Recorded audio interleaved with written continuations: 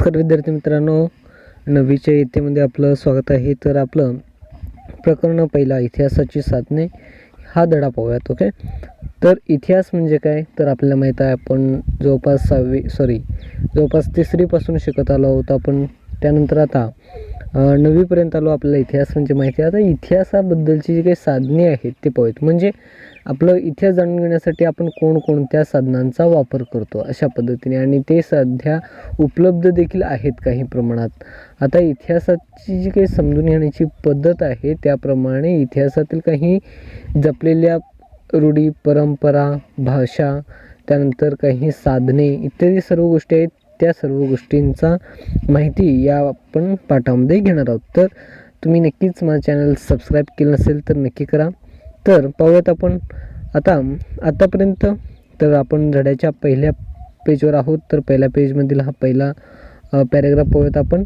आतापर्यंत आपण प्राचीन, मध्ययुगीन आणि आधुनिक भारताचा इतिहास अभ्यासला. म्हणजे मागच्या वेळेस आपण जवळपास 6वी, 7वी, 8वी इथंपर्यंत आपण प्राचीन, मध्ययुगीन आणि आधुनिक भारताचा इतिहास याच्या संबंधित आपण अभ्यास केला. त्यानंतर आता म्हणजे 9वीमध्ये आपण जवळपास स्वातंत्र्यानंतर म्हणजे 1960 पासून ते 2000 या दशकापर्यंत जो काही अभ्यासक्रम आहे किंवा जो इतिहास आहे त्याच्याबद्दल देखील आपण अभ्यास करणार आहोत. ओके, तर यावर्षी आपण स्वातंत्र्य कालखंडातील भारताचा इतिहास अभ्यासायचा आहे. म्हणजे स्वातंत्र्योत्तर म्हणजे स्वातंत्र्यानंतरचं. ओके, स्वातंत्र्यानंतरचं जे काही कालखंड आहे त्याचा आपण अभ्यास करायचा. ओके, आधुनिक काळातील इतिहासाची साधने प्राचीन व मध्ययुगीन साधनांपेक्षा वेगळे आहेत. म्हणजे आधुनिक काळातील म्हणजे आपण मोबाईल वापरतो किंवा हेडफोन्स वापरतो, हे आधुनिक काळात होते का, म्हणजे मागच्या काळात होते का, तर नाही. इतिहासामध्ये आपण डोकावून पाहिलं तर अशा पद्धतीची साधने नव्हती. तर आताच्या आणि प्राचीन काळातील जे काही साधनामध्ये देखील आपल्याला वेगवेगळे दिसते. त्यानंतर या ठिकाणी साधने दिलेली आहेत. लिखित साधने, भौतिक साधने, मौखिक साधने, दृकश्राव्य माध्यमातील साधने यांच्या आधारे इतिहास अभ्यासला जातो. आता लिखित साधने म्हणजे जे लिखित ठेवले आहेत. उदाहरणार्थ भगवद्गीता हा ग्रंथ आहे, हा लिखित ठेवलेला ग्रंथ आहे. अशाच पद्धतीने भौतिक साधने म्हणजे आपल्याला जे दिसतात, उदाहरणार्थ नाणी असतील, त्यानंतर इत्यादी सर्व गोष्टी, किंवा लोखंड असेल किंवा एखादा राजमुद्रा असेल, हे काय आहेत भौतिक साधने जे आपल्याला दिसतात डोळ्याला, त्याला भौतिक साधने म्हणतो आपण. त्यानंतर मौखिक साधने म्हणजे जे आपण बोलतो, उदाहरणार्थ आपली भाषा असेल, संस्कृती असेल, इत्यादी सर्व गोष्टी. ओके, त्यानंतर दृकश्राव्य म्हणजे जे आपण पाहतो आणि ऐकतो, उदाहरणार्थ आपलं टी व्ही हे दृकश्राव्य माध्यम आहे इत्यादी. ओके, आधुनिक काळात आपण प्रादेशिक, राज्यस्तरीय, राष्ट्रीय आणि आंतरराष्ट्रीय पातळीवरील साधनांची दखल घ्यावी लागते. आता आपण पूर्वीप्रमाणे आपलं घर, कुटुंब, आपल्या आजीला जर तुम्ही विचारला तर त्यांना गावातील घडामोडी एवढंच माहीत असायचे, पण दुसऱ्या गावातील जे काही माहिती आहे ते त्यांना लवकरात लवकर माहिती होत नसतं. म्हणजे दुसऱ्या गावाला जरी एखाद्या नातेवाईकातील व्यक्ती मृत्यू पावला असेल तरी देखील आपल्याला माहीत होत नव्हतं आधीच्या कालखंडामध्ये. पण आता त्यात बदल झालेला आहे. जे आधुनिक काळात आपण प्रादेशिक म्हणजे ज्या ठिकाणी आपण राहतो, राज्यस्तरीय आणि राष्ट्रीय आणि आंतरराष्ट्रीय म्हणजे जग, भारत, त्यानंतर राज्य आणि आपण ज्या ठिकाणी राहतो या संबंधी जे काही साधनांची दखल घ्यावी लागते. पण या साधनांच्या मदतीने आपणास इतिहासाचे लेखन करता येते. आता हे जे काही साधने आहेत त्या साधनांच्या मध्ये आपल्याला इतिहास लेखन करता येते. आपण त्या ठिकाणी लिखित साधने, भौतिक साधने, मौखिक साधने, दृकश्राव्य माध्यम इत्यादी आपण पाहिलेत. आता त्याचं सविस्तर चर्चा पाहूयात.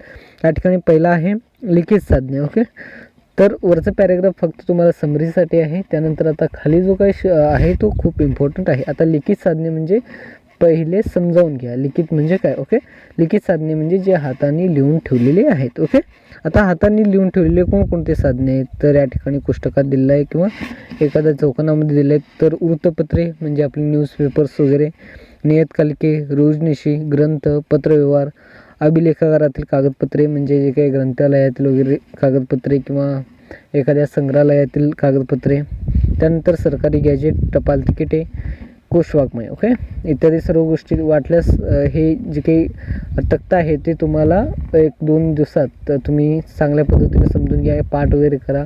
म्हणजे काही वेळेस हे लिखित साधने विचारले जातात त्यामध्ये हे सर्व सांगता यायला पाहिजे. ओके, तर त्या पद्धतीने तुम्हाला माहिती आहे का हे पाहत. ऐतिहासिक दस्तऐवज ज्या ठिकाणी जतन केले जातात त्या ठिकाणास अभिलेखागार म्हणतात. आपल्याला माहिती आहे ऐतिहासिक म्हणजे जे काही जुन्या काळातील उदाहरणार्थ शिवाजी महाराजांचा तलवार असेल तो लंडनमध्ये आहे आता सध्याला, तर त्या ठिकाणी जे काही ठेवलेले ऐतिहासिक दस्तऐवज आहे त्याला त्या ठिकाणी अभिलेखागार असं म्हणतात. आता भारतातील अभिलेखागार नई दिल्लीत आहेत आणि ते आशिया खंडातील सर्वात मोठा अभिलेखागार या ठिकाणी खाली दिलेला आहे. ओके. आधुनिक कालखंडातील वृत्तपत्रे ही जशी लोकशाहीचा चौथा स्तंभ आहे तशी ती माहिती. Okay, 1 minute. माहिती देणारी प्रमुख साधने आहेत. आता आधुनिक कालखंडामध्ये आपल्याला न्यूज वगैरे कसे कव्हर होतो म्हणजे वृत्तपत्रांनी आपल्याला न्यूज वगैरे कळते. त्याचप्रमाणे त्यांच्या काळातील जे काही हे साधने वापरली जात होती जे आपल्याला समजण्यासाठी किंवा त्या साधनांचा वापर केला जात होता. ओके. तर 1961 ते 2000 या कालखंडाचा विचार केल्यास सुरुवातीला छापील माध्यमांचा विशेषतः वृत्तपत्रांना पर्याय नाही असेच दिसते. म्हणजे त्या ठिकाणी वृत्तपत्रांनी आपलं जे काही माध्यम आहे ते वापरायचं. उदाहरणार्थ सरकार आता स्वातंत्र्य भेटले, स्वातंत्र्यानंतर काही योजना राबवल्या गेल्या, त्या योजनांची दखल घेणे ते किंवा त्या योजना लोकांपर्यंत पोहोचवण्याचं काम किंवा स्वातंत्र्य उत्तर जे काही काळातील तुम्ही पाहिलं असेल त्या ठिकाणी देखील वृत्तपत्रांचा मोठ्या प्रमाणावर वापर होत होता. म्हणजे वृत्तपत्र हे काय करतात तर सर्वांना सांगत फिरतात. आता मी तुम्हाला एखादी गोष्ट सांगितली किंवा मी एखादं नियोजन केलं तो आता मला सगळ्यांना सांगायचं तर ते आपण सगळ्यांना असं सांगत फिरतो का नाही, तर ते वृत्तपत्र छापतो, त्या ठिकाणी लोक वाचतात त्याला, त्यानंतर त्या जे काही योजना आहे त्याची पसरण होत जाते. त्याप्रमाणे अशा पद्धतीने वृत्तपत्र हा महत्त्वाचा भाग होता स्वातंत्र्य काळात देखील. त्यानंतर भारतात उदारीकरण सुरू झाले आणि इंटरनेटचा म्हणजे आंतरजालाचा सार्वत्रिक प्रसार सुरू झाल्यावर छापील माध्यमांचा पर्याय उपलब्ध झाला. म्हणजे आता इंटरनेटचा जो काही नवीन पिढी आल्यानंतर त्या ठिकाणी जे काही वृत्तपत्र आहे ते देखील मॉडर्न पद्धतीने येऊ लागले. ओके. म्हणजे त्या ठिकाणी छापील जे काही छापण्याची जी काही पद्धत आहे ते त्या ठिकाणी वापरली गेली. पहिला हाताने लिहित होते, त्या ठिकाणी लिखित होतं, तर त्या ठिकाणी आता छापखान्याचा देखील नवीन साठा उपलब्ध झाला. काय तर अर्थात असे झाले तरी छापील प्रसार माध्यमांचं सामर्थ्य अजूनही कायम आहे. म्हणजे आज देखील वृत्तपत्रे चालतात. म्हणजे आज आपल्या एका क्षणात मोबाईलमध्ये आपण कुठे काय चाललंय न्यूज वगैरे बघू शकतो. त्याप्रमाणे अजून देखील न्यूजपेपर बंद झालेले आहेत का नाही, तर वृत्तपत्रे वगैरे अजून चालूच आहेत. ओके. तर वृत्तपत्रे पाहूयात. वृत्तपत्रे म्हणजे पेपर, न्यूजपेपर असे तुमच्या शब्दात म्हणू शकता. वृत्तपत्रे म्हणजे आपल्याला लवकर लक्षात येत नाही. ओके. वृत्तपत्रामधून आपणास राष्ट्रीय व आंतरराष्ट्रीय घडामोडी, राजकारण, कला, क्रीडा, साहित्य, समाजकारण आणि सांस्कृतिक घडामोडी कळतात. तर तुम्ही उदाहरणार्थ एक सकाळ घेतला तर त्याच्या मागच्या साईडला खेळांचं असतं आणि मध्ये वगैरे काही संपादकांचं असतं. त्यानंतर पहिल्या पेजला काही हेडलाईन्स असतात, त्यानंतर दुसऱ्या तिसऱ्या पेजवरला जरा तिसऱ्या पेजला ॲड असतं, त्यानंतर चौथ्या पाचव्याला जरा सविस्तर माहिती असते. तर त्या ठिकाणी अशा पद्धतीने वृत्तपत्रामध्ये आपल्याला दिसून येतं. तुम्ही देखील वृत्तपत्र पाहत असेल ते पाहिलात तर खूप छान आहे. तुम्हाला या गोष्टी पाहायला मिळतील, कला, क्रीडा, साहित्य, समाजकारण इत्यादी. ओके. मानवी जीवनाशी संबंधित असणाऱ्या गोष्टी वृत्तपत्रांना येतात. राष्ट्रीय पातळीवर काम करणाऱ्या वृत्तपत्रांनी आपल्या प्रादेशिक आवृत्त्या सुरू केल्या आहेत. प्रादेशिक म्हणजे ज्या ठिकाणी जे आवृत्त्या चालतात. आता उदाहरणार्थ पुण्यामध्ये लोकमत हा खूप प्रसिद्ध आहे, म्हणजे जास्त प्रमाणात चालतो. त्या अशा पद्धतीने प्रादेशिक म्हणजे त्या ठिकाणातील जे काही त्या वातावरणातील जे काही घडामोडी आहेत ते त्या लोकांपर्यंत पोहोचवणे. ओके. त्यानंतर त्याच्या विविध विषयांची माहिती देणाऱ्या पुरवण्या असतात. पुरवण्या तुम्ही पाहिलं असेल मागच्या साईडला सप्लिमेंटरी असतं, म्हणजे संडेला वगैरे काही वेळेस येत असतं. ओके.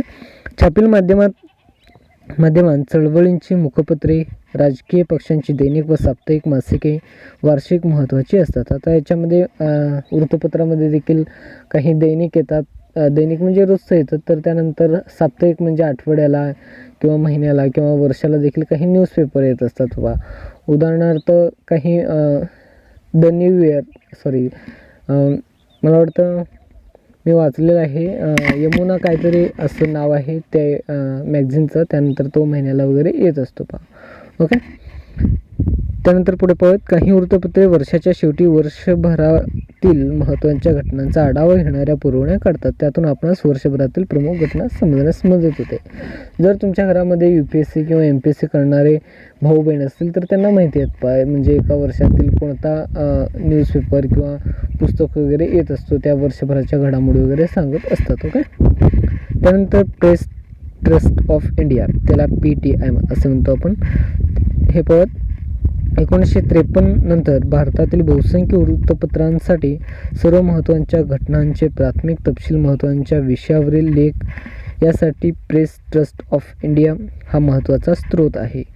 प्रेस ट्रस्ट ऑफ इंडियाने वृत्तलेख, छायाचित्रे, आर्थिक, वैज्ञानिक विषयावरील लेख वृत्तपत्रांना पुरवले आहेत. तर त्या ठिकाणी 1953 नंतर जे काही बहुसंख्य म्हणजे सर्व जे काही वृत्तपत्र आहे सर्वांच्या महत्त्वाचे जे काही प्राथमिक तपशील आहे त्यामध्ये कोणकोणते त्या ठिकाणी कोणकोणते कशा पद्धतीने छापतात त्या पद्धतीने ही माहिती या ठिकाणी सर्व जे काही न्यूजपेपर आहेत त्यांनी PTIची स्थापना केली. ओके. त्यानंतर आता PTIने ऑनलाईन सेवा सुरू केली आहे, म्हणजे आता न्यूजपेपर देखील तुम्ही ऑनलाईन काही उपलब्ध आहेत ते तुम्ही पाहू शकता. उदाहरणार्थ त्यांची देखील फी असते, ऑनलाईन फ्री वगैरे नसतं पहा. ओके. 1990च्या दशकात PTIने टेलिप्रिंटर्सऐवजी उपग्रह प्रसारण तंत्राद्वारे देशभरात बातम्या पाठवायला सुरुवात केली आहे. ओके. त्यानंतर आधुनिक भारताच्या इतिहास लेखनातील हा मजकूर महत्त्वाचा आहे. आता आधुनिक भारतातील मजकूर अशा पद्धतीने तुम्हाला प्रश्न विचारला जाईल. तर PTI हा महत्त्वाचा भाग आहे. त्यानंतर तो वृत्तपत्रांद्वारे जे काही पाठवलेले वृत्तलेख आहेत, छायाचित्र आहेत, आर्थिक, वैज्ञानिक इत्यादी काही लेख आहेत ते यांना पुरवले जातात. त्यानंतर जे काही उपग्रह म्हणजे टेलिव्हिजनद्वारे देखील त्यांना जे काही माहिती आहे ते या ठिकाणी पाठवण्यास मदत होते. ते PTI महत्त्वाचे कार्य करते. हा आधुनिक भारतातील काय आहे इतिहासाचा महत्त्वाचा मजकूर आहे. ओके. त्यानंतर पेज नंबर 1 आपण संपवलेला आहे. त्यानंतर माहिती आहे का तुम्हाला पाहूयात. ओके. छापील माध्यमात भारत सरकारच्या प्रशासन विभागातर्फे काढण्यात येणाऱ्या वार्षिकामधील माहिती विश्वसनीय असते. आता छापील माध्यमांचं जे काही भारत सरकारद्वारे जे काही प्रशासनाद्वारे काही वार्षिक माहिती विश्वसनीय असते त्या ठिकाणी खाली दिलं आहे. माहिती व प्रसारण खात्याने इंडिया 2000 हा वार्षिक संदर्भ ग्रंथ प्रसिद्ध केला आहे. सदर ग्रंथ संशोधन, संदर्भ व प्रशिक्षण विभागांतर्गत तयार करण्यात आले. म्हणजे जे काही छापील माध्यमाद्वारे म्हणजे काही पुस्तकं देखील शासनाच्या मदतीने देखील काढले जाते पहा. म्हणजे शासनाचा जे काही विभाग आहे, उदाहरणार्थ त्या ठिकाणी दिलेलं माहिती व प्रसारण खात्याचा काही विभाग आहे त्याद्वारे ही माहिती वगैरे काढली जाते. हे फक्त तुम्हाला माहिती आहे का यामध्ये ठेवलेलं आहे. या ग्रंथात भूमी, लोक, राष्ट्रीय प्रतीके, राजकीय व्यवस्था, संरक्षण, शिक्षण, सांस्कृतिक घटना, विज्ञान व तंत्रज्ञानातील घडामोडी, पर्यावरण, आरोग्य व कुटुंब कल्याण, समाज कल्याण, प्रसारमाध्यमे, मूलभूत आर्थिक माहिती, अर्थपुरवठा, नियोजन, कृषी जलसंधारण, ग्रामीण विकास, अन्न व नागरी पुरवठा, ऊर्जा, उद्योग, व्यापार, वाहतूक, संदेशवहन, श्रम, गृहयोजना, न्याय व विधी, युवा व क्रीडा विभाग इत्यादी क्षेत्रामधील घटनांचा आढावा, सर्वसाधारण उपयुक्त माहिती यांचा समावेश आहे. अशा माहितींच्या आधारे आपणास इतिहास लिहिणे शक्य होते. आता हे फक्त माहिती आहे ऐकामध्ये या ठिकाणी दिलं आहेत. हे जे काही सर्व विषय आहे ते तुम्हाला पाठ करण्याची गरज नाही. तर हे जे काही ग्रंथ आहे त्या ग्रंथामध्ये ह्या सर्व जे काही विषय आहेत त्या या विषयाची रिलेटेड दिलेली असते पहा. ओके. पुढे पाहू जातात टपाल तिकिटे. टपाल तिकिटे तुम्ही पाहिले नसतील असं मला वाटतं. तुम्ही वाटल्यास काही आपल्या घरात देखील काही वेळेस टपाल येतो पहा. उदाहरणार्थ न्यायालय नसेल किंवा तुमचं वडिलांचं पॅन कार्ड आलं असेल किंवा त्यानंतर अशा पद्धतीने जे काही टपाल तिकिटे आपल्या देखील घरी येतात. कोण पाठवतं तर ते टपाल खात्यातील आता जो काही डेबिट कार्ड आहे तो देखील काही वेळेस टपाल खात्यावर येतं. तर आताच्या काळामध्ये टपालचं जास्त वापर आपल्याला पाहायला मिळत नाही. तरी पण जे काही असे जे काही बातम्या असतात किंवा एखादा अर्ज असतो किंवा त्यानंतर एखादा तक्रार असतो किंवा त्यानंतर जे काही न्यायालयीन दखल असते, हे जे काही नोटीस येत असतात ते देखील एक टपाल तिकिटाचा माध्यमच असतात पहा. ओके. तर आपल्या विषयाकडे टपाल तिकिटे स्वतः काहीही बोलत नसली तरी इतिहासकार त्याला बोलके करतो. म्हणजे त्या ठिकाणी टपाल तिकीट म्हणजे टपालामध्ये कोण बोलतं का नाही, तर त्या ठिकाणी त्याचा देखील महत्त्वाचा भाग आहे, जो इतिहासात महत्त्वाचा मानला जातो, आधुनिक कालखंडामध्ये देखील महत्त्वाचा मानला जातो. ओके. भारत स्वतंत्र झाल्यापासून ते आज तागायत टपाल तिकिटामध्ये विविध बदल घडून आले आहेत. तिकिटांच्या आकारातील वैविध्य, विषयातील नाविन्य, रंगसंगती यामुळे टपाल तिकिटे आपणास बदलत्या काळाविषयी सांगत असतात. म्हणजे पूर्वी जे काही टपाल तिकिटावर चित्रे चिटकवले जात होते फार लहान लहान, उदाहरण त्या ठिकाणी तुम्हाला दिलेलं आहे पहा. अशा पद्धतीने हे तिकीट देखील कोणाचं आहे, जाल कपूर, हे देखील आपण पाहणारच आहोत. अशा पद्धतीने तिकीट असायचं. तर तुम्हाला लक्षात आलं असेल आता जे काही तुम्हाला समोरच डायरेक्ट चित्र दाखवल्यावर लगेच लक्षात येतं. ओके. टपाल खाते राजकीय नेत्यावर, फुलावर, प्राणी पक्षावर, एखाद्या घटनेवर, एखाद्या घटनेच्या रौप्य, सुवर्ण, अमृत महोत्सव, शतक, द्विशतक, त्रिशतक पूर्ती निमित्त तिकीट काढतो. तो इतिहासाचा मौल्यवान ठेवा असतो. ओके. तर हे जे काही टपाल तिकीट आहेत हे काहीतरी हिट झाल्यावर वगैरे दाखवत असतात. आता उदाहरणार्थ त्या ठिकाणी राजकीय नेत्यावर असेल, आता राजकीय नेता उदाहरणार्थ नरेंद्र मोदी हे जर प्रसिद्ध आहेत, तर आता आधुनिक कालखंडामध्ये त्यांचा देखील त्या ठिकाणी टपालावर लावले जाते. किंवा फूल असतं, त्यानंतर प्राणी, काही वेळेस पक्षी किंवा तर राष्ट्रीय पक्षी इत्यादी देखील त्यांचा समावेश होत असतो. ओके. आता त्यासाठी आपण उदाहरणं पाहूयात. हे उदाहरणं तुम्हाला पाहिल्यावर लक्षात येईल. ओके. माहिती आहे का तुम्हाला हे पाहूयात. 1977मध्ये भारत सरकारने जाल कपूर हे टपाल तिकिटे प्रसिद्ध केली. जाल कपूर हे टपाल तिकीट या विषयातले जागतिक पातळीवरचे अभ्यासक होते. तर काही वेळेस गाळलेली जागा वगैरे येऊ शकेल पहा. जाल कूपर हे टपाल तिकीट या विषयाचे जागतिक पातळीवरचे अभ्यासक होते. त्यानंतर मुंबईत पारसी कुटुंबात जन्मलेल्या कूपर यांनी इंडियाज स्टॅम्प जनरलचे संपादक होते. भारतीय पहिल्या टपाल तिकीट संग्राहक ब्युरोचे संस्थापक होते. त्यांनी एम्पायर ऑफ इंडिया फिलाटेलिक सोसायटीची स्थापना केली. या विषयावर पुढे त्यांनी पुस्तके लिहिली. या छंदात त्यांनी शास्त्रीय स्वरूप दिले. भारतीय टपाल तिकिटांचा अभ्यास जागतिक पातळीवर नेण्यात त्यांचा मोठा वाटा आहे. टपाल तिकीट संग्राहक अशी कारकिर्दीची सुरुवात करून जागतिक पातळी गाठणाऱ्या कूपर यांचे योगदान समजण्यास त्यांच्यावर काढलेले टपाल तिकीट हे महत्त्वाचे साधन आहे. आता यामध्ये मी तुम्हाला जास्त वगैरे थांबून वगैरे काय सांगितलं नाही पहा. तर या ठिकाणी जे काही जाल कपूर आहे त्यांचं थोडक्यात माहिती दिलेलं आहे, ते कोण होते, कसे होते. ओके. हे फक्त माहिती एकामध्ये तुम्हाला एक एक्झाम्पलच्या स्वरूपात तुम्ही हे लक्षात ठेवू शकता. ओके. त्यानंतर आता आपण पाहूयात भौतिक साधने. आपण मौखिक साधने लिखित साधने पाहिलेत, त्यानंतर वृत्तपत्र पाहिलेत, त्यानंतर आता आपण टपाल तिकिटे पाहिलेत तिसरं, त्यानंतर आता चौथा पाहूयात भौतिक साधने. ओके. खाली दिलेल्या साधनांचा समावेश भौतिक साधनात होतो. आता तुम्हाला पहिल्यामध्ये म्हणजे लिखित साधनामध्ये तुम्हाला काही साधनं दिले होते, त्यामध्ये देखील असंच ब्रॅकेट करून दिलं होतं किंवा चौकट करून दिलं होतं. त्याचप्रमाणे आता भौतिक साधनामधील हे जे काही साधने आहेत हे देखील लक्षात ठेवा. ओके.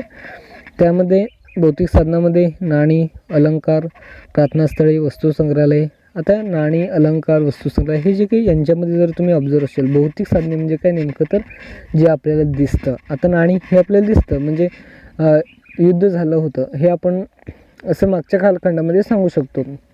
पण ते आता रिअलमध्ये भौतिक स्वरूपात दाखवता येतं का नाही, तर त्यानंतर आपल्याला दाखवता काय येतं, तर त्या युद्धातील हत्यारे असतील आता सध्याला ते दाखवता येतील. ओके.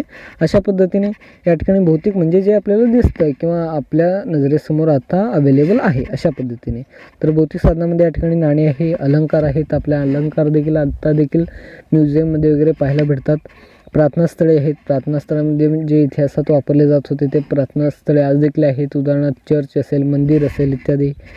त्यानंतर वस्तुसंग्रहालय, दैनंदिन वापरातील वस्तू, पेहराव म्हणजे आपले जे काही कपडे आहेत ते मागच्या इतिहासामध्ये गेलो तर महाराष्ट्रामध्ये जवळपास धोतर वगैरे वापरत होते, ते देखील आधुनिक कालखंडामध्ये देखील थोड्याफार प्रमाणात आहे. त्यानंतर राजमुद्रा, आधुनिक स्थापत्य. ओके. इत्यादी जी काही सर्व साधने आहेत ते भौतिक साधने आहेत, हे लक्षात ठेवा. ओके.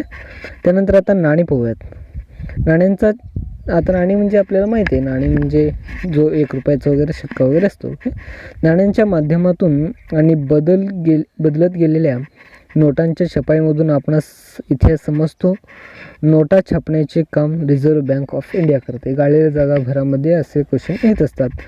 तर नोटा छापण्याचे काम टिंबटिंब करते. त्यानंतर आपल्याला सांगता यायला पाहिजे रिझर्व्ह बँक ऑफ इंडिया आणि त्याचे मुख्यालय मुंबईत आहे, हे लक्षात ठेवा. काही वेळेस दिल्ली वगैरे लिहू नका. ओके, तर मुंबई या ठिकाणी आहे. ते तर तुम्हाला हा 5 रुपयाचा किंवा 1 रुपयाचा सिक्का दिसेल. ओके, या सिक्क्यावरती आपल्याला पाहून काय वाटेल, तर जो काही भारत किंवा इंडिया लिहिलेला आहे त्या ठिकाणी भारताचे काही चिन्ह आहे ते तुम्हाला दिसेल, 4 सिंह असलेला आणि मध्ये अशोक स्तंभ वगैरे दिसलेला. ओके, त्यानंतर इकडे रुपया म्हणून लिहिलेलं ते गहू वगैरे तुम्हाला दिसेल, म्हणजे शेतकऱ्यांचं प्रतीक त्या ठिकाणी दिसेल. या ठिकाणी खाली दिलेलं आहे 1950 पासून ते आज तागायची नाणी, त्यात वापरलेले धातू, त्यांचे आकार, त्यावरील विषय वैविध्य यावरून आपण समकालीन भारतातील महत्त्वाचे प्रश्न समजतात. आता या ठिकाणी महत्त्वाचे प्रश्न म्हणजे या ठिकाणी दिलेले आहे. उदाहरणार्थ लोकसंख्या नियंत्रणात ठेवण्यासाठी संदेश देणारी नाणी, शेती व शेतकऱ्यांचे महत्त्व सांगणारी नाणी. ओके, तर अशा पद्धतीने त्यानंतर पुढे आहे संग्रहालय. आता संग्रहालय आणि पुढचे काही घटक आहेत ते देखील, घटक म्हणजे जे काही पॉईंट्स आहेत ते आपण पुढच्या व्हिडिओमध्ये पाहूयात. आता त्यानंतर आता मी इथेच थांबतो. जय हिंद, जय भारत.